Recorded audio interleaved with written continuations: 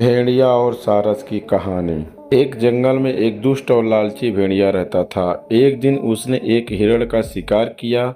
शिकार के बाद वह अपने लालच पर नियंत्रण नहीं रख पाया और जल्दी जल्दी से उसे खाने लगा।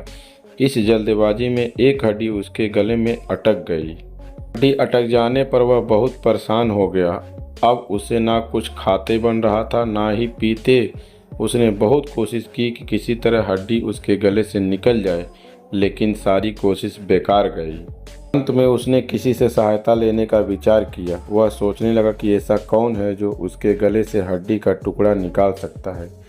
कुछ देर सोचने पर उसे सारस का ध्यान आया। सारस की लंबी गर्दन और चोंच थी। वह उसके मुंह में अपनी चोंच घुसाकर आसानी से हड्डी निकाल सकता था। बिना देर किए भेड़िया सारस के पास आया और बोला, सारस भाई, मेरे गले में एक हड्डी अटक गई है। क्या तुम अपनी चोंच से वह हड्डी निकाल दोगे? मैं तुम्हारा बहुत एहसानमंद रहूँगा और तुम्हें उचित इनाम भी दूंगा। सारस पहले तो भेड़िए के मुंह में अपनी चोंच डालने से डरा, लेकिन बाद में उसे भेड़िए पर दया आ गया और वह तैयार हो गया। भेड़िया मुंह खोलकर खड़ा हो गया और सारस ने उसमें अपनी चोंच डाल दी, लेकिन उसकी चोंच हड्डी तक नहीं पहुंच पाई। तब उसे अपनी आधी गर्दन भी भेड़िए के मुंह में घुसानी पड़ी।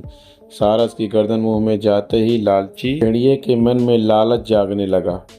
उस सोचने लगा कि यदि मैं इसकी लजीज गर्दन को चबा पाता तो मज़ा आ जाता, लेकिन उस समय उसे अपने गले में फंसी हड्डी निकलवानी थी।